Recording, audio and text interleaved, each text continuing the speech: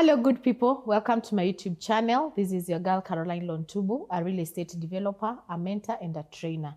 I'm mostly interested with the young generation of real estate marketers and investors who are interested to invest in Kenya.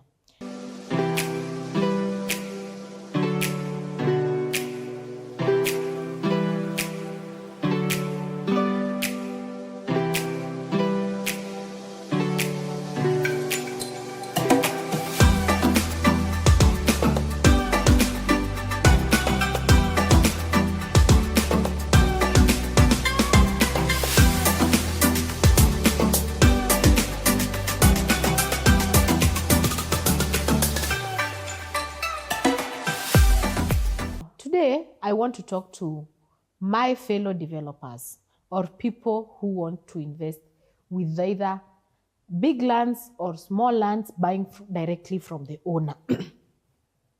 A few years ago, I went through an experience that I don't want anyone to go through it, and that's why I'm sharing. So, I saw a piece of land.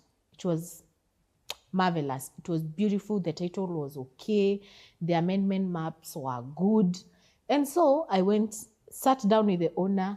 The owner was a gentleman, and he told me for one reason or another, he was not married. And with my naivety, I believed him. So we did an agreement, and I bought that particular piece of land. Oh, and to me, 3 years later, our wife shows up with the 4 big boys above 18. And they took me to court, arguing that they didn't give consent for their father to sell that particular piece of land. And that's when I realized that every time you want to purchase a piece of land, especially from a person, not a company, you need to get consent.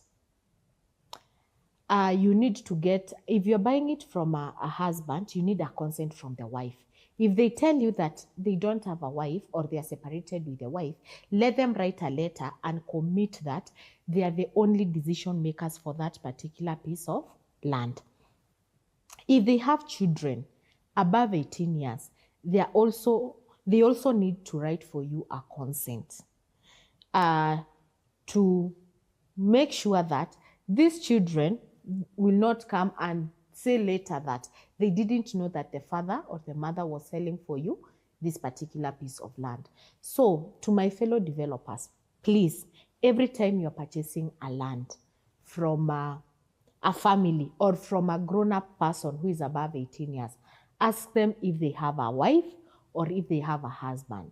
If they do, let them give you consent. And if they have any child who is above 18 years, get that consent too.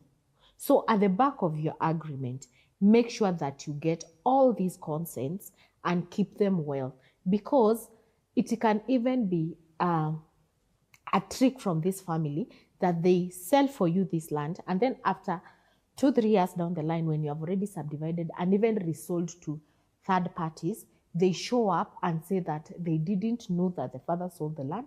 And now, because the government and our constitution states clearly that every time a grown-up person who is married is selling their assets, they need to involve their family members. Therefore, they need a consent.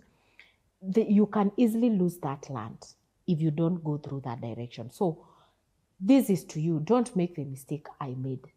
And don't just take things lightly. Every time you are doing an agreement, be keen. Read it end to end. Understand each and every phrase of that agreement. And don't do it with excitement. Remember, you are using money to buy that land. And you are also getting the other parties to purchase that land. So it is not an easy task. It may look like you have done it for long, so it is something that you are used to, but it can really cost you after some time if it was not done right. Thank you so much. Hope you have learned something, and hope you'll be keen when you are purchasing learned from individuals. Please subscribe, and share.